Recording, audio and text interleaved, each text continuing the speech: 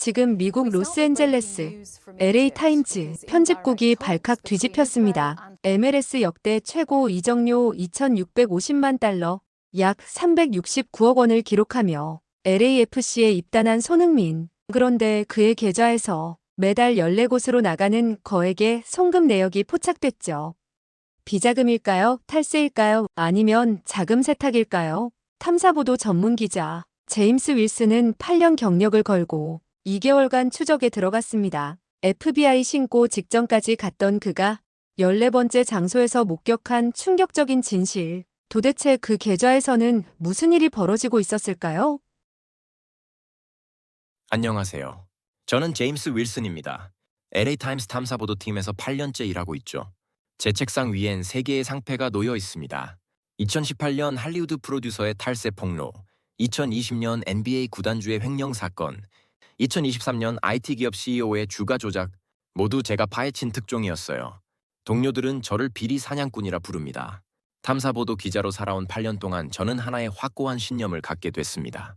유명인 뒤엔 반드시 뭔가가 숨어 있다는 것이었죠. 화려한 스포트라이트 아래엔 언제나 어두운 그림자가 존재했어요. 제가 폭로한 3건의 특종도 모두 그렇게 시작됐습니다. 겉으로 보이는 완벽함 뒤에 숨겨진 균열을 찾아내는 것, 그게 제 일이었어요. 2025년 8월 초 손흥민의 LAFC 이적 뉴스가 터졌습니다. MLS 역대 최고 이적료 2,650만 달러라는 숫자가 LA 전역을 뜨겁게 달궜죠. 하지만 저는 냉소적이었습니다.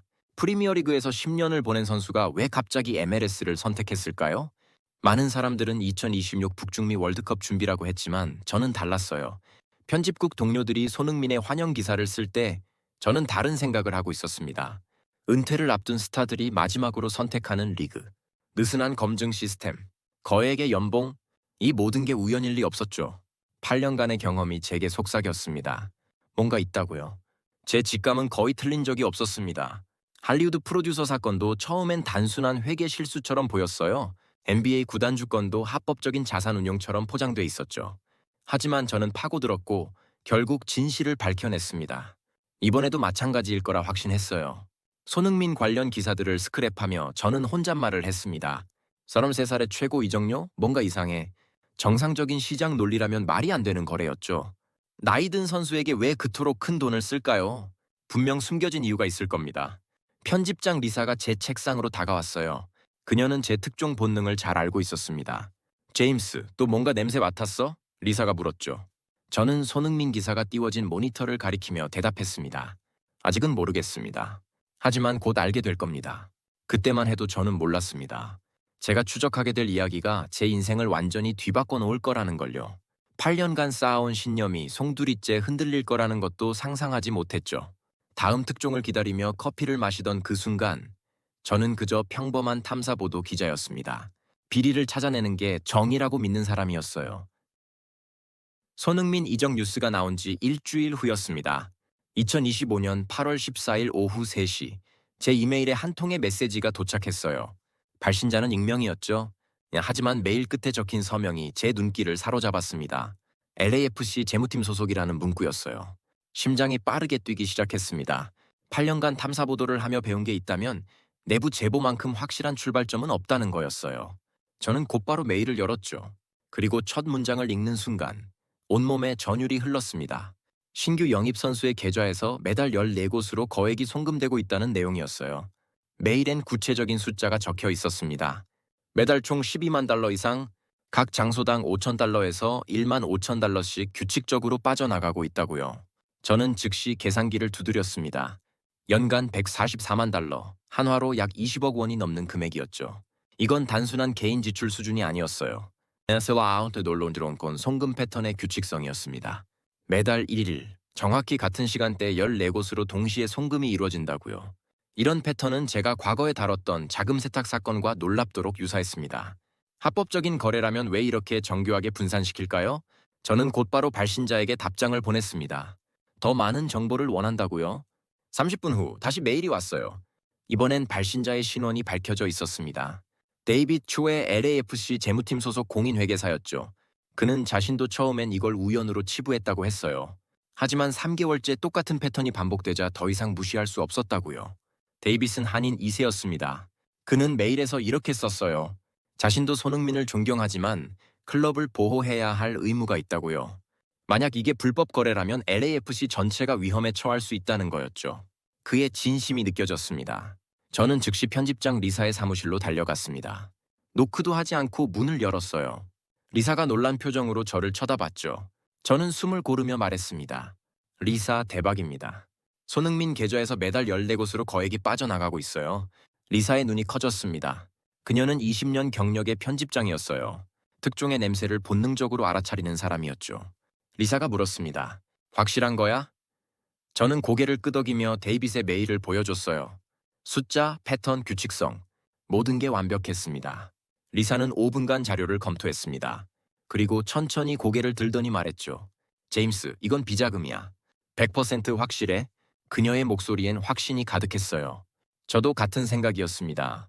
이렇게 정교한 패턴은 계획된 것이 분명했어요. 우리는 곧바로 탐사 계획을 세웠습니다. 리사가 2개월간의 집중 탐사를 승인했어요. 다른 업무는 모두 제쳐두고 이 건에만 매달리라고 했죠. 저는 가슴이 뛰었습니다. 이번 특종은 제 경력의 정점이 될 거라 확신했어요. 편집국으로 돌아오자 동료들이 모여들었습니다. 소문은 빠르게 퍼졌죠. 탐사보도팀 막내 케빈이 흥분한 목소리로 물었어요. 형님, 진짜 손흥민이요? 대박 아니에요?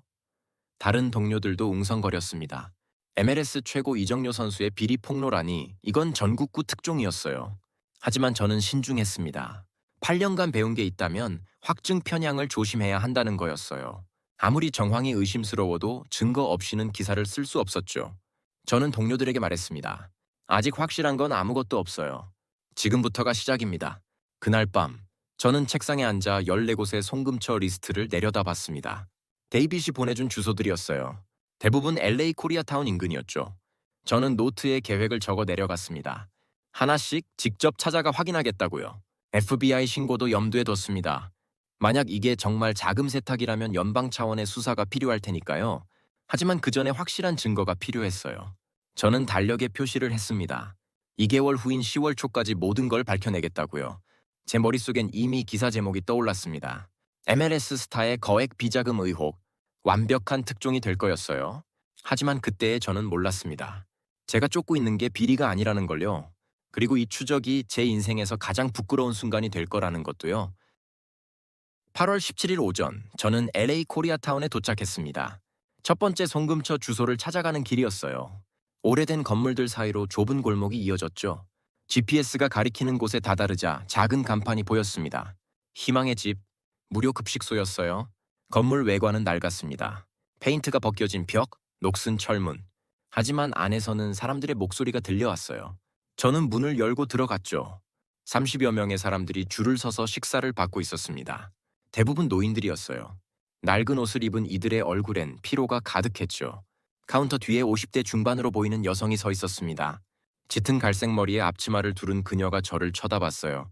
저는 다가가 명함을 건넸죠. LA 타임스 탐사보도팀 제임스 윌슨. 그녀의 표정이 굳어졌습니다. 마리아 곤잘레스였습니다. 이 급식소를 15년째 운영하고 있다고 했어요. 그녀는 제 명함을 천천히 내려다보더니 물었죠. 무슨 일로 왔냐고요? 저는 조심스럽게 말을 꺼냈습니다. 이곳으로 매달 송금이 들어오고 있다는 사실을 알고 있다고요. 마리아의 눈빛이 경계심으로 가득 찼습니다. 그녀는 식사 배식을 멈추고 저를 작은 사무실로 데려갔어요. 문을 닫자 마리아가 날카롭게 물었습니다. 비리 조사 때문에 온 거냐고요? 저는 고개를 저었지만 속으로는 확신하고 있었어요. 이건 위장 거래다라고요? 마리아는 한숨을 쉬었습니다. 그리고 천천히 이야기하기 시작했어요.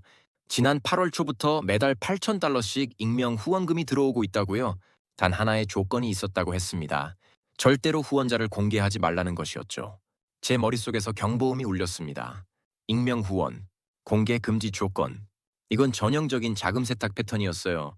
저는 과거 할리우드 프로듀서건에서 똑같은 수법을 본 적이 있었습니다. 합법적 자선단체를 통해 돈을 세탁하는 거였죠. 저는 노트에 받아 적으며 물었습니다. 후원자가 누구인지 알고 있냐고요. 마리아는 고개를 저었어요. 단지 변호사 사무실을 통해 연락이 왔을 뿐이라고 했죠. 더 의심스러웠습니다. 변호사를 통한 익명 송금이라니 이보다 더 확실한 증거가 어디 있을까요? 하지만 마리아의 다음 말이 저를 당황스럽게 만들었습니다. 그 돈 덕분에 매일 50명 이상에게 따뜻한 식사를 제공할 수 있게 됐다고요. 3개월 전만 해도 주 3회만 문을 열 수 있었는데 이제는 매일 운영한다고 했어요. 그녀의 목소리엔 진심 어린 감사가 담겨 있었습니다. 저는 혼란스러웠습니다. 돈이 실제로 취약계층에게 쓰이고 있다는 건가요?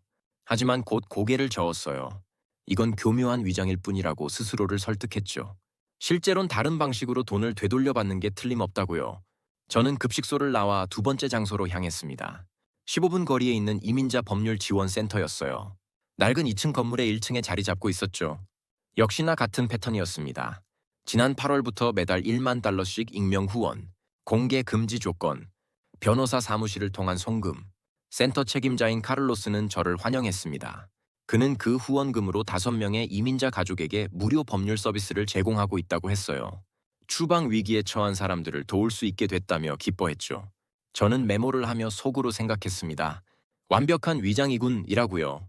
세 번째 장소는 저소득층 아동 도서관이었습니다. 코리아타운 외곽의 작은 공간이었어요. 역시 같은 이야기였죠. 8월부터 매달 6,000달러. 익명 후원. 공개 금지. 그 돈으로 500권의 새 책을 구입했고 무료 독서 프로그램을 시작했다고 했어요. 저는 차에 앉아 노트를 펼쳤습니다. 세 곳 모두 동일한 패턴, 동일한 조건, 동일한 송금 방식. 이건 우연이 아니었어요. 정교하게 계획된 시스템이었죠. 하지만 한 가지가 이해되지 않았습니다. 왜 모두 실제로 취약계층을 돕고 있을까요? 제 확증 편향이 작동하기 시작했습니다. 서류상으론 자선이지만 분명 다른 방식으로 돈을 회수하는 구조가 있을 거라고 생각했어요. 아직 제가 모르는 뭔가가 숨어 있을 거라고요. 저는 운전대를 잡으며 중얼거렸습니다. 나머지 11곳도 확인해야 한다고요. 그날 저녁 편집국으로 돌아온 저는 리색에 보고했습니다. 세 곳 모두 자선단체라고요? 하지만 저는 확신에 차서 말했죠. 이건 세금 회피를 위한 위장 기부일 거라고요. 리사도 고개를 끄덕였어요. 우리 둘 다 이미 결론을 내려놓고 있었습니다. 하지만 제 마음 한구석엔 작은 균열이 생기기 시작했습니다. 마리아의 감세찬 목소리, 카를로스의 기쁨에 찬 표정, 도서관 아이들의 밝은 얼굴, 그게 전부 연기일까요? 저는 고개를 저었어요. 아니야, 이건 비리야 라고 스스로에게 말하며요. 2주가 흘렀습니다. 8월 말, 저는 이미 8곳을 확인한 상태였어요. 놀랍게도 모두 자선단체였죠. 무료 급식소, 이민자 센터, 저소득층 방과 후 교실, 노인 의료 지원센터, 한부모 가정 지원단체, 장애인 재활센터, 청소년 멘토링 프로그램, 그리고 노숙자 임시 쉼터. 패턴은 완벽하게 동일했습니다. 8월 초부터 매달 규칙적인 송금, 금액은 5,000달러에서 15,000달러 사이, 모두 익명 후원, 모두 공개 금지 조건, 모두 변호사 사무실을 통한 송금, 그리고 모두 실제로 취약계층을 돕고 있었어요. 하지만 저는 여전히 의심을 멈추지 않았습니다. 아니, 오히려 더 깊어졌어요. 이렇게 완벽한 시스템은 우연이 아니라고 확신했죠. 분명 숨겨진 의도가 있을 거라고 생각했습니다. 세금 회피든 이미지 세탁이든 뭔가가 있을 거라고요. 그날 오후 편집국에서 회의가 열렸습니다. 저는 지금까지 조사한 내용을 동료들 앞에서 발표했어요. 8곳의 자선단체, 매달 12만 달러 이상의 송금, 완벽하게 일치하는 패턴, 모니터에 정리된 표를 보여주며 말했죠. 이건 비자금이라고요. 하지만 반응은 예상과 달랐습니다. 베테랑 기자 로버트가 팔짱을 끼고 물었어요. 그게 정말 뉴스가 되느냐고요? 부자가 돈 쓰는 건 자유 아니냐며 비웃었죠. 저는 당황했습니다. 이 정도 정황이면 충분하지 않냐고 반박했어요. 사회부 기자 셀리가 끼어들었습니다. 그녀는 냉소적인 표정으로 말했어요. 이건 그냥 계산된 이미지 관리 같다고요. 새 리그의 온스타가 지역사회에 잘 보이려고 하는 거라고 했죠. 다른 동료들도 고개를 끄덕였습니다. 저는 답답했습니다. 왜 아무도 의심하지 않는 걸까요? 저는 목소리를 높여 말했어요. 그럼 왜 익명으로 하냐고, 왜 공개하지 않느냐고요. 진짜 선행이라면 당당하게 알리는 게 정상 아니냐고 따졌습니다. 편집장 리사가 회의를 정리했습니다. 그녀는 신중한 태도로 말했어요. 일단 14곳을 모두 확인하고 나서 결정하자고요. 만약 정말 불법적인 요소가 발견되면 그때 기사화하자고 했죠. 저는 동의할 수밖에 없었습니다. 회의가 끝나고 동료들이 하나둘 자리를 떴습니다. 저는 혼자 남아 모니터를 바라봤어요. 8곳의 데이터가 화면 가득 펼쳐져 있었죠. 숫자들은 명확했습니다.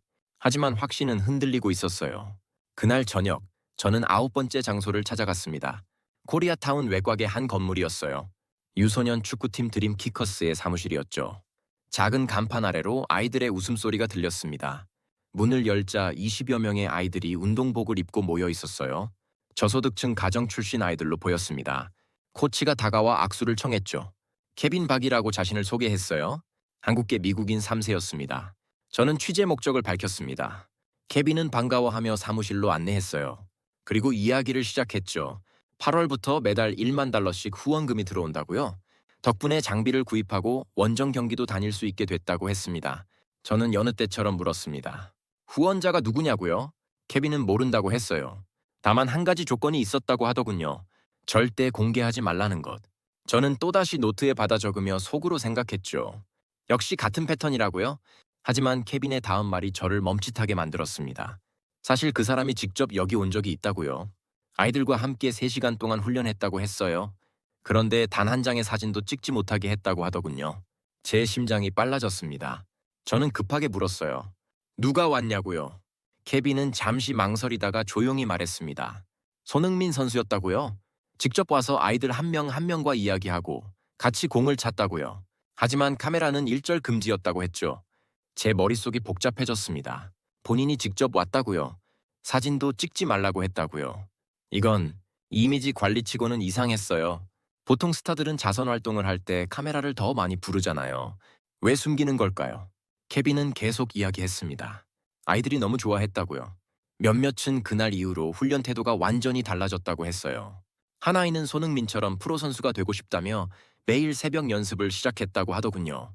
케빈의 목소리엔 진심 어린 감사가 묻어났습니다. 저는 사무실을 나와 차에 앉았습니다. 핸들을 잡은 제 손이 떨리고 있었어요. 8곳까지는 그래도 버틸 수 있었습니다. 위장이라고 계산이라고 스스로를 설득할 수 있었죠. 하지만 본인이 직접 가서 사진도 찍지 말라고 한다니요. 하지만 저는 고개를 저었습니다. 아니야, 이건 더 교묘한 전략일 거야. 익명성을 강조해서 오히려 화제를 만드는 거라고 생각했어요. 결국엔 누군가 알아보고 SNS에 퍼뜨리고 그게 더 큰 이미지 효과를 낼 거라고요. 그날 밤 저는 FBI 자금 세탁 전문팀에 연락했습니다. 담당 요원과 통화하며 지금까지의 정황을 설명했어요. 요원은 흥미로워했죠. 일단 14곳 조사를 마치면 자료를 보내달라고 했습니다. 검토 후 정식 수사 개시 여부를 결정하겠다고요. 전화를 끊고 저는 천장을 올려다 봤습니다. 아직 6곳이 남았어요. 나머지도 확인해야 합니다. 그러면 확실한 증거가 나올 거라고 저는 스스로를 다독였죠. 하지만 제 마음 깊은 곳에선 작은 목소리가 속삭이고 있었어요. 혹시 내가 틀린 건 아닐까라고요. 다음 날 아침 저는 다시 드림 키커스를 찾았습니다. 뭔가 놓친 게 있을 것 같았어요. 케빈 코치는 반갑게 맞아줬죠. 커피를 건네며 더 궁금한 게 있냐고 물었습니다. 저는 솔직하게 말했어요. 손흥민이 방문했을 때 상황을 더 자세히 알고 싶다고요. 케빈은 고개를 끄덕이며 그날의 기억을 떠올렸습니다. 8월 20일 저녁 6시였다고 했어요. 훈련이 끝날 무렵 한 남자가 조용히 들어왔다고요. 처음엔 그냥 학부모인 줄 알았답니다. 평범한 트레이닝복 차림에 모자를 눌러쓰고 있었거든요. 하지만 아이들 중 한 명이 알아봤어요. 순식간에 아이들이 몰려들었죠. 케빈은 그때의 광경을 생생하게 기억하고 있었습니다. 손흥민은 아이들을 진정시키며 부탁했다고 해요. 오늘 여기 온 건 비밀로 해달라고요. 사진도 동영상도 찍지 말아달라고 했답니다. 케빈은 당황했지만 아이들에게 약속을 받았어요. 그러자 손흥민이 웃으며 운동장으로 나갔다고 하더군요. 3시간 동안 함께 훈련했다고 합니다. 아이들 한 명 한 명의 슈팅 폼을 교정해줬어요. 패스 방법을 알려주고 포지션별 움직임을 시범 보였죠. 케빈은 그 모습을 보며 놀랐다고 했습니다. 세계적인 스타가 이렇게까지 진지하게 가르칠 줄은 몰랐다고요. 훈련이 끝나고 손흥민은 아이들과 동그랗게 둘러앉았답니다. 한 명씩 꿈이 뭔지 물어봤어요. 어떤 선수가 되고 싶은지, 왜 축구를 하는지 이야기를 나눴죠. 한 아이가 물었다고 해요. 왜 사진을 못 찍게 하냐고요. 손흥민의 대답이 케빈의 마음에 깊이 새겨졌다고 합니다. 사진은 순간을 기록하지만 진짜 중요한 건 마음에 새기는 거라고 했대요. 오늘의 훈련을 마음으로 기억하면 그게 더 오래 남는다고요. 케빈은 그 말을 전하며 눈시울이 붉어졌습니다. 저는 노트에 받아 적으며 물었어요. 혹시 다른 증거는 없냐고요. 케빈은 잠시 생각하더니 서랍을 열었습니다. 그리고 편지 묶음을 꺼내 제게 건넸어요. 아이들이 쓴 감사 편지라고 했죠. 32통의 편지였습니다. 저는 한 장 한 장 펼쳐봤어요. 서툰 글씨로 빼곡하게 적혀 있었죠. 한 아이는 이렇게 썼더군요. 영웅은 조용히 와서 조용히 간다고요. 카메라 없이도 우리 마음에 영원히 남을 거라고요.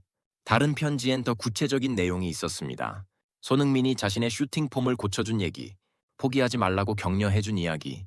가난해도 꿈은 포기하지 말라던 말. 한 아이는 그날 이후로 매일 새벽 5시에 일어나 혼자 연습한다고 썼어요. 저는 편지들을 읽으며 손이 떨렸습니다. 이건 계산이 아니었어요. 이미지 관리도 아니었죠. 진짜였습니다. 32명의 아이들이 같은 거짓말을 할 리 없었어요. 더구나 이 편지들은 공개할 목적으로 쓰인 게 아니었습니다. 케빈이 조용히 말했습니다. 아이들에게 편지를 SNS에 올리지 말라고 부탁했다고요. 손 선수와의 약속이니까요. 42명의 아이들 중 단 한 명도 그 약속을 어기지 않았답니다.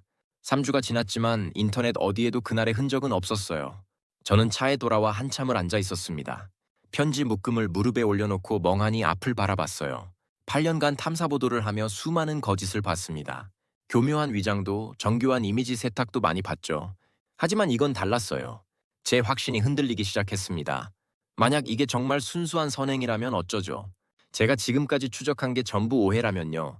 FBI에 연락한 것도 동료들 앞에서 비자금이라고 단정 지은 것도 모두 틀린 거라면요. 하지만 아직 확신할 순 없었습니다. 여전히 5곳이 남아 있었어요. 나머지를 확인해 봐야 한다고 스스로를 다독였죠. 혹시 모르니까요. 혹시 이 9곳만 진짜고 나머지는 다를 수도 있으니까요. 저는 시동을 걸었습니다. 10번째 장소로 향하면서도 머릿속은 복잡했어요. 32통의 편지, 3시간의 훈련, 사진 한 장 없는 방문, 3주간 지켜진 약속. 이 모든 게 계산일 수 있을까요? 그날 저녁 편집국으로 돌아온 저는 리색에 보고하지 않았습니다. 동료들에게도 말하지 않았어요. 책상에 앉아 편지들을 다시 읽었죠. 한 아이의 마지막 문장이 제 가슴을 찔렀습니다. 진짜 영웅은 카메라가 없을 때 더 빛난다고요. 저는 노트를 덮으며 중얼거렸습니다. 이건 계산이 아니야, 라고요? 하지만 곧바로 고개를 저었어요. 아니야, 아직 확실하지 않아. 나머지도 봐야 해. 저는 여전히 제 의심을 놓을 수 없었습니다. 8년간 쌓아온 신념이 그렇게 쉽게 무너질 순 없었으니까요. 9월 말이 되었습니다. 저는 13곳을 모두 확인한 상태였어요. 결과는 충격적이었죠. 13곳 모두 실제로 취약계층을 돕고 있었습니다. 무료 건강검진센터, 한글 교육 프로그램, 가정폭력 피해자 쉼터, 독거노인 돌봄센터. 모두 진짜였어요. 하지만 저는 마지막 희망을 붙잡고 있었습니다.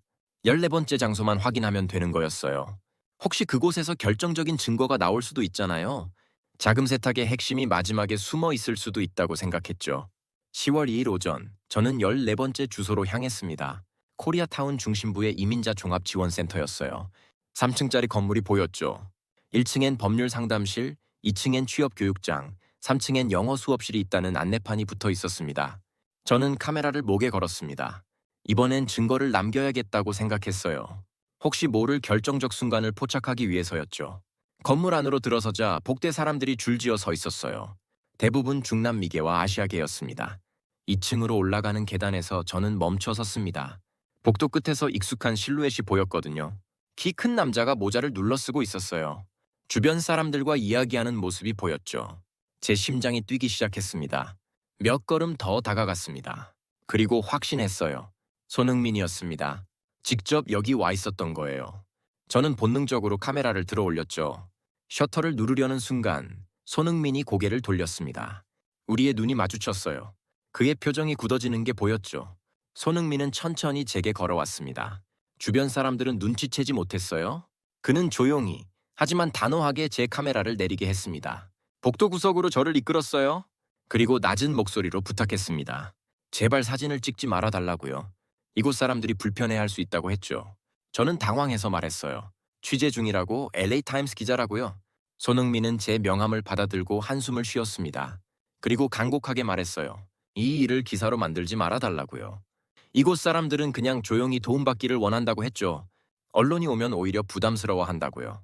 저는 2개월간 준비한 질문들을 쏟아냈습니다. 왜 14곳에 송금하는지, 왜 익명으로 하는지, 왜 공개하지 않는지 물었어요. 손흥민은 잠시 망설이다가 대답했습니다. 그냥 필요한 곳에 도움을 주고 싶었을 뿐이라고요. 저는 추궁했어요. 그럼 왜 숨기냐고, 왜 사진을 금지하냐고요. 손흥민의 대답은 단순했습니다. 카메라가 오면 진짜 목적이 왜곡된다고 했어요. 선행이 아니라 쇼가 된다고요. 그는 그걸 원하지 않는다고 했죠. 저는 할 말을 잃었습니다. 제 머릿속에서 2개월간 쌓아온 모든 가설이 무너지는 소리가 들렸어요. 비자금, 탈세, 자금 세탁, 이미지 관리. 그 모든 게 제 편견이었던 거죠. 눈앞에 이 사람은 그저 조용히 돕고 싶었던 것뿐이었어요. 손흥민은 다시 한번 부탁했습니다. 이 일을 특종으로 만들지 말아달라고요.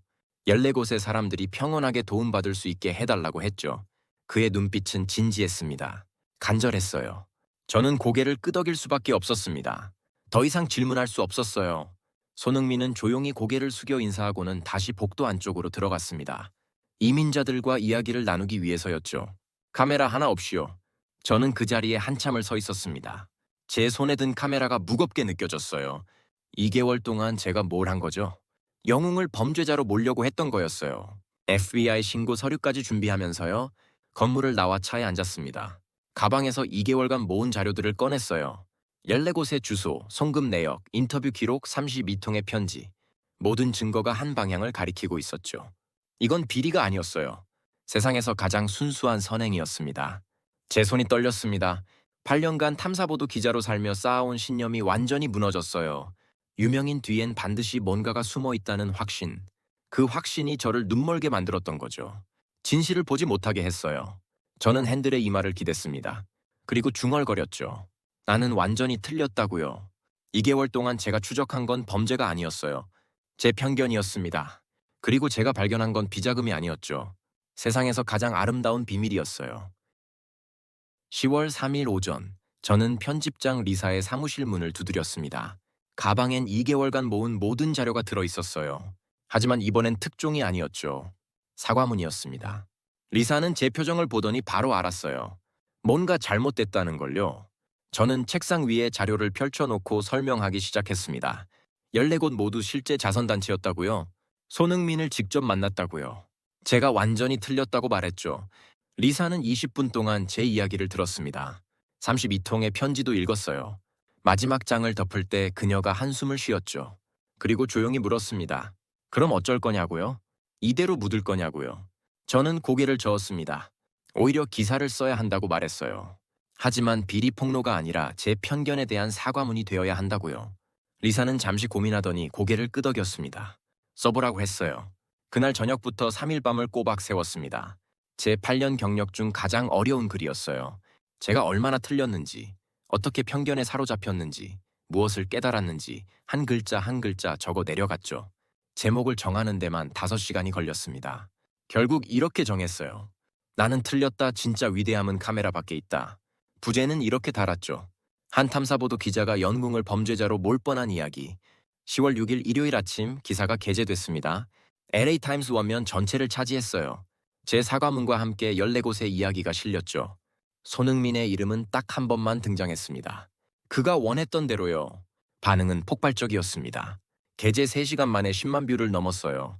6시간 후엔 50만, 하루가 지나자 150만 뷰를 기록했죠. 72시간 후엔 250만 뷰에 도달했습니다. LA 타임스 온라인 역사상 최다 공유 기사가 됐어요. 댓글이 쏟아졌습니다. 절반은 제게 용기를 인정한다는 내용이었어요. 자신의 잘못을 인정하는 게 얼마나 어려운지 안다고 했죠. 나머지 절반은 비판이었습니다. 애초에 왜 의심했냐는 거였어요. 한인 커뮤니티의 반응이 특히 뜨거웠습니다. 코리아타운 곳곳에서 집회가 열렸어요. 사람들은 손흥민에게 감사를 표했죠. 하지만 정작 본인은 침묵했습니다.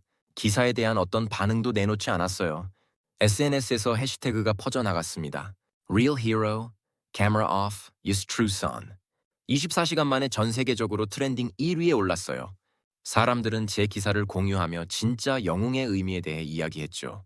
다른 언론사들도 후속 보도를 쏟아냈습니다. ESPN, Fox Sports, CNN까지 다뤘어요. 14곳의 자선단체들을 직접 찾아가 인터뷰했죠. 마리아 케빈 카를로스가 카메라 앞에 섰습니다. 모두 같은 이야기를 했어요. LAFC 재무팀의 데이빗 최도 인터뷰에 응했습니다. 그는 자신도 처음엔 의심했다고 솔직하게 말했어요.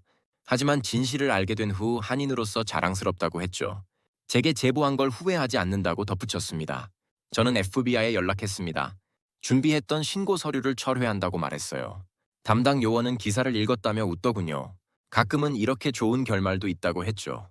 저는 부끄러워서 얼굴을 들 수 없었습니다. 편집국 분위기도 바뀌었어요. 처음 회의 때 저를 비웃던 동료들이 악수를 청했습니다. 잘못을 인정하는 용기가 대단하다고 했죠. 리사는 제 어깨를 두드리며 말했어요. 이게 진짜 저널리즘이라고요. 하지만 저는 찬사를 받을 자격이 없다고 느꼈습니다. 제가 한 건 단지 틀렸다고 인정한 것뿐이었어요. 2개월 동안 한 사람을 의심하고 추적하고 FBI에 신고하려 했던 것. 그게 제 진짜 모습이었죠. 10월 8일 드림키커스의 케빈에게서 전화가 왔습니다. 아이들이 제 기사를 읽었다고 해요. 한 아이가 이렇게 말했답니다. 어른들도 틀릴 수 있다는 걸 배웠다고요. 중요한 건 틀렸을 때 인정하는 용기라고요. 저는 전화를 끊고 한참을 앉아 있었습니다. 9살 아이가 저보다 더 큰 교훈을 얻었어요. 저는 그제야 깨달았습니다. 이 2개월이 제 인생에서 가장 큰 실수였지만 동시에 가장 중요한 배움이었다는 걸요. 책상 서랍을 열었습니다. 8년간 받은 3개의 상패가 들어있었어요. 비리 폭로로 받은 연계였죠. 하지만 이제 그게 자랑스럽지 않았습니다. 오히려 부끄러웠어요. 저는 의심하는 법만 배웠지 믿는 법은 배우지 못했으니까요. 기사 게재 후 며칠이 지났습니다. 저는 여전히 출근하고 기사를 쓰고 회의에 참석해요. 하지만 제 안에서 뭔가가 완전히 바뀌었습니다. 8년간 쌓아온 탐사보도 방식이 송두리째 흔들렸죠. 이전엔 모든 걸 의심으로 시작했어요. 유명인이 하는 일엔 반드시 숨은 의도가 있다고 믿었죠. 하지만 이제는 다릅니다. 의심하기 전에 관찰하려고 해요. 표면이 아니라 본질을 보려고 노력하죠. 며칠 전 새로운 제보가 들어왔습니다. 할리우드 배우의 의심스러운 부동산 거래라는 내용이었어요. 예전에 저라면 바로 달려들었을 겁니다. 하지만 이번엔 천천히 접근했죠. 확증 편향에 빠지지 않으려고 조심했어요. 손흥민은 여전히 조용합니다. 제 기사에 대해 아무런 반응도 하지 않았어요. SNS도 업데이트하지 않았죠. 그저 경기장에서만 말하고 있습니다. 지난 주말 경기에서 2골을 넣었어요. 관중들은 열광했지만 본인은 담담했죠. 데이빗 최에게서 연락이 왔습니다. 15번째, 16번째 수혜처가 생겼다고 하더군요. 손흥민의 지원이 계속 늘어나고 있다고요. 하지만 여전히 모든 게 비공개로 이루어진다고 했습니다. 저는 더 이상 추적하지 않기로 했어요. LA 한인타운이 변하고 있습니다. 손흥민의 이야기가 알려진 후 익명 기부 문화가 확산되고 있어요. 지역 사업가들이 앞다퉈 조용한 후원에 나섰죠. 카메라 없는 선행이 늘어나고 있습니다. 어제 마리아에게서 이메일을 받았습니다. 희망의 집에 익명 후원자가 5명이나 늘었다고 해요. 모두 공개하지 말아달라는 조건을 달았답니다. 마리아는 이렇게 썼더군요. 손흥민이 새로운 문화를 만들었다고요. 드림키커스의 아이들은 여전히 훈련하고 있습니다. 케빈이 보내준 사진을 봤어요. 아이들이 운동장에서 공을 차는 모습이었죠. 한 아이의 등번호가 1번이었습니다. 손흥민의 번호였어요. 편집국 분위기도 달라졌습니다. 동료들이 제 기사를 계기로 취재 방식을 돌아보고 있어요. 비리만 찾을 게 아니라 선한 영향력도 다뤄야 한다는 목소리가 나오죠. 리사는 새로운 섹션을 만들자고 제안했습니다. 저는 요즘 새로운 칼럼을 연재하고 있습니다. 제목은 편견 너머예요. 제가 얼마나 틀렸는지, 무엇을 배웠는지, 어떻게 변하고 있는지 솔직하게 쓰고 있죠. 독자들의 반응이 뜨겁습니다. 그중 하나가 특히 제 마음에 와닿았어요. 한 독자가 이렇게 썼더군요. 기자님 덕분에 저도 제 편견을 돌아봤다고요. 우리 모두 누군가를 쉽게 판단하며 산다고요. 그 댓글을 읽으며 제가 조금이나마 의미 있는 일을 했다고 느꼈습니다. 며칠 전 책상 서랍을 정리하다가 32통의 편지 사본을 다시 발견했어요. 케빈이 제게 복사해준 것이었죠. 한 장 한 장 다시 읽으며 눈물이 났습니다. 진짜 영웅은 카메라가 없을 때 더 빛난다는 그 문장이 여전히 가슴에 꽂혔어요. 저는 이제 압니다. 위대함은 숫자로 측정되지 않는다는 걸요. 이적료, 연봉, 조회수 그런 것들로 사람의 가치를 매길 수 없다는 걸요. 진짜 위대함은 아무도 보지 않는 곳에서 피어난다는 것을요. 오늘 아침 새로운 칼럼을 마무리했습니다. 제목은 우리는 무엇을 영웅이라 부르는가 였어요. 2개월간의 추적, 14곳의 자선단체, 32통의 편지, 그리고 한 사람의 조용한 실천. 그 모든 이야기를 담았죠. 칼럼의 마지막 문장은 이렇게 썼습니다. 저는 영웅을 범죄자로 몰 뻔했지만 그 과정에서 진짜 저널리즘이 무엇인지 배웠다고요. 의심이 아니라 진실을 향해 나아가는 것, 표면이 아니라 본질을 보는 것. 그게 제가 배운 교훈이라고요. 게시 버튼을 누르며 저는 생각했습니다. 손흥민은 제게 가장 큰 선물을 줬어요. 제 편견을 깨뜨려 준 거죠. 그리고 더 나은 기자가 될 기회를 준 겁니다. 카메라 없는 진실의 아름다움을 가르쳐 줬어요. 요즘 LA 거리를 걸으면 손흥민 유니폼을 입은 사람들이 보입니다. 아이들도 어른들도 1번을 입고 다녀요. 하지만 정작 본인은 여전히 조용하죠. 경기장 밖에선 거의 모습을 드러내지 않습니다. 그게 맞다고 생각해요. 진짜 영웅은 스포트라이트를 피하니까요. 카메라가 꺼진 후에 더 빛나니까요. 저는 이제 그걸 압니다. 그리고 앞으로도 기억할 겁니다. 제가 얼마나 틀릴 수 있는지, 진실이 얼마나 아름다울 수 있는지요. LA타임즈 탐사보도 기자 제임스 윌슨. 그는 손흥민의 계좌에서 매달 14곳으로 나가는 거액 송금을 발견했습니다. 비자금이라 확신하며 2개월간 집요하게 추적했죠. FBI 신고 직전까지 갔습니다. 하지만 14곳 모두 실제로 취약계층을 돕는 자선단체였어요. 무료급식소, 이민자 센터, 유소년 축구팀. 손흥민은 SNS 인증 한 줄 없이 조용히 선행을 이어가고 있었습니다. 카메라를 금지하고 공개를 거부하며 오직 진심으로만 도왔죠. 제임스는 자신의 편견이 얼마나 뿌리 깊었는지 깨달았습니다. 그리고 용기 내어 사과문을 썼어요. 나는 틀렸다. 진짜 위대함은 카메라 밖에 있다. 기사는 72시간 만에 250만 뷰를 기록하며 LA타임즈 역사를 새로 썼습니다. 한인 커뮤니티는 감동에 휩싸였고 익명 기부 문화가 확산됐죠. 제임스는 8년 경력을 돌아보며 자신의 취재 방식을 완전히 바꿨습니다. 의심이 아니라, 진실을 향해, 표면이 아니라 본질을 향해. 손흥민은 여전히 조용히 선행을 이어가고 있습니다. 15번째, 16번째 수혜처가 계속 늘어나고 있죠. 하지만 그 누구도 그를 추적하지 않습니다. 이제 사람들은 알게 됐으니까요. 진짜 영웅은 카메라 밖에서 더 빛난다는 것을요. 우리는 쉽게 판단합니다. 겉으로 보이는 것만으로 사람을 평가하죠. 하지만 진실은 언제나 표면 너머에 있습니다. 손흥민이 그랬던 것처럼, 제임스가 깨달았던 것처럼요. 세상엔 우리가 모르는 수많은 선행이 존재합니다. 카메라 없이, 박수 없이 조용히 이루어지는 아름다움이요. 그것이 진짜 위대함입니다. 당신 주변에도 카메라 밖에 영웅이 있을지 모릅니다. 오늘부터 조금 다르게 세상을 바라보는 건 어떨까요? 의심보다는 믿음으로, 판단보다는 이해로, 표면보다는 본질로요. 진짜 감동은 언제나 조용한 곳에서 시작됩니다. 이 영상이 도움이 되셨다면 좋아요와 구독 부탁드립니다. 다음에는 또 어떤 숨겨진 이야기로 찾아올까요? 여러분의 댓글로 알려주세요.